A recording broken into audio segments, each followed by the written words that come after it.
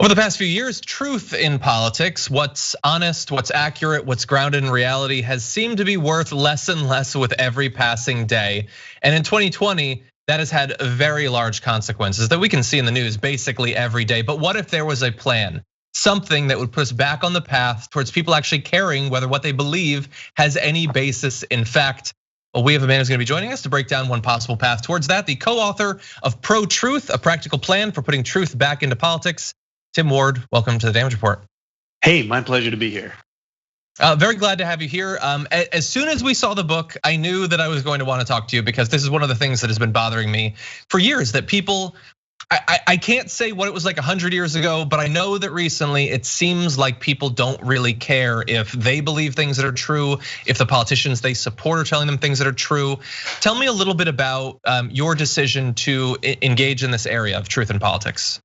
Sure. Well, I'm a former journalist, and back in my journalistic days, one of the things that drove me was getting to the truth. What was really going on behind the issues, and getting people to explain clearly what was really happening. In politics, this is really important because politicians are often tempted to lie, right? They want to say things that will make people want to vote for them. But what keeps them from doing it is when people hold them accountable for the truth. Man, if you think back, Nixon resigned because he knew he was going to be thrown out of office. Clinton lied, was impeached for a lie about his personal sexual dalliances, and then his party was thrown out in the next election. There was a cost to that. And what seems to have happened strangely is that for many politicians, there's no longer a cost to lying. In fact, the current president tells flagrant lies, the sorts of things that, oh my God, if you can imagine a previous president doing them, they'd be like thrown out of office right away. But the current president seems to lie with a kind of impunity.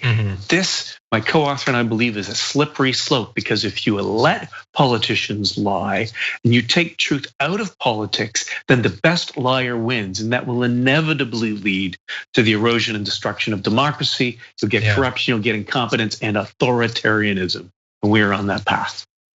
Yeah, I would say we've got several of those. So I know we're gonna talk about some of the tools that these massive liars use to exploit our cognitive weaknesses and things like that. And we're gonna talk about the pro-truth pledge, trying to get people to pledge to care about this and to do what's necessary to return to a position where truth is actually valued. But you mentioned Trump, so I do wanna start there. Trump is obviously a massive liar. There's like something like 29,000 documented lies from the Washington Post. I don't even know if they're updating that anymore. But here's a question I have for you. Is Trump just the best current liar, or is there something fundamentally different about him and his movement? So basically, if Trump goes away, is that going to do a good portion of the work towards getting to where we need to be, or is he just emblematic of a trend? I think he's emblematic of a trend. And indeed, it's not a trend that's unique to the United States. Many people are strongly led by their values, which may be religious beliefs, that may be traumas or circumstances of history that have shaped them. And when those values seem to be losing, it's a political struggle. It's sometimes tempting just to create false stories that will push you ahead.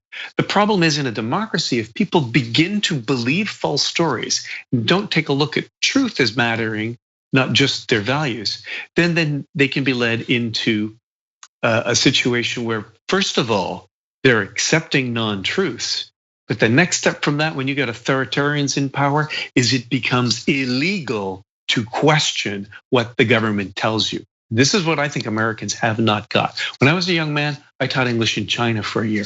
I saw what it's like living in a totalitarian system where if you spoke the truth different than what the government told you was true, you could be put in jail. People lived in fear. And we're seeing this happening today in post-communist Russia, in Turkey. Not only are journalists getting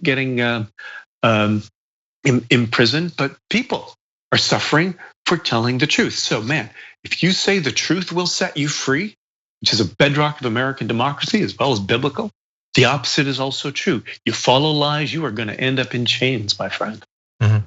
So let's talk about, let's try to get into a little bit of who might be responsible for this. So obviously you have the liars, they're lying.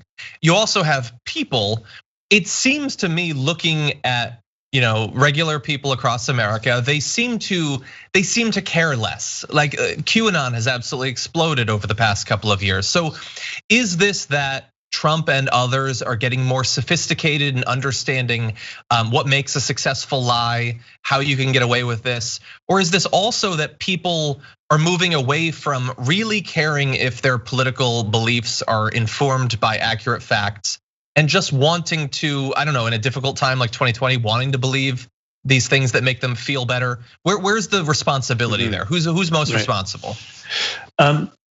Social media. I mean, the real change between what's happened to us in the last 20 years is the rise of social media.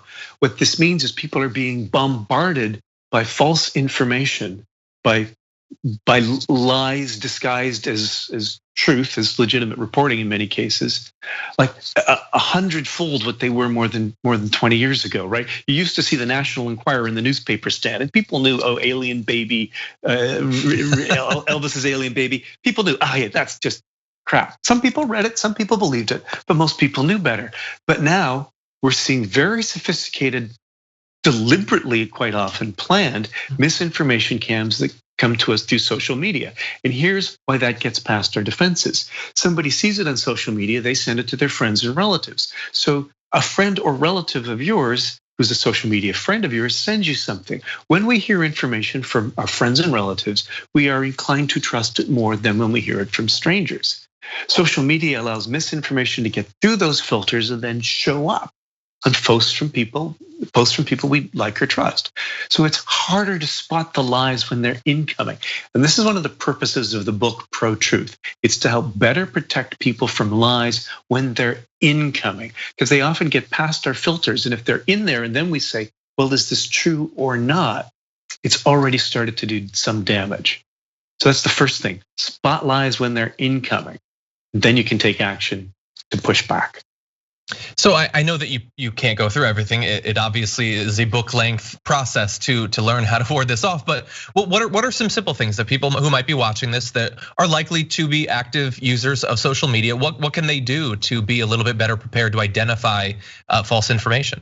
Sure, and I'll say not only social media, but also when politicians speak, whether at events or rallies or debates, spot those lies. So chapter 1 outlines 10 types of lies that politicians often tell, how to spot the structure of a lie. Like, for example, somebody who makes a vague statement, I have a plan, but they don't give any background behind it.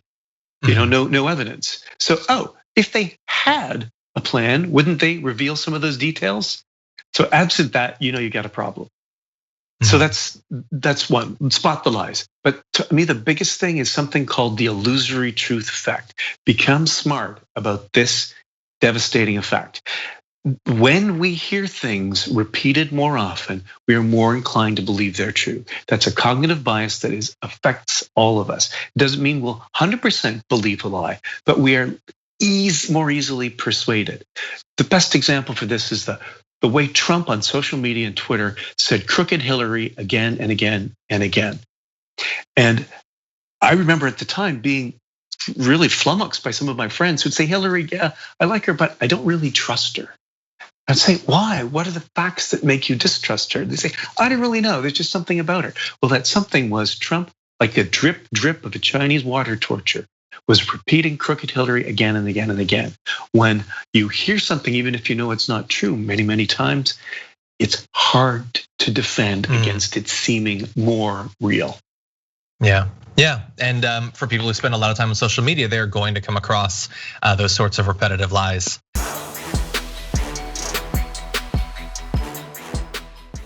Check out the Damage Report podcast each day, wherever you get your podcasts, whether Pocket Casts or Stitcher or iTunes. You can join me as I give you the news and stories you want, with a range of co-hosts and interview guests jumping in on the fun each day. Again, that's the Damage Report, wherever you get your podcasts. And if you get them at iTunes, don't forget to rate and review. Sometimes I'll read them live on the show.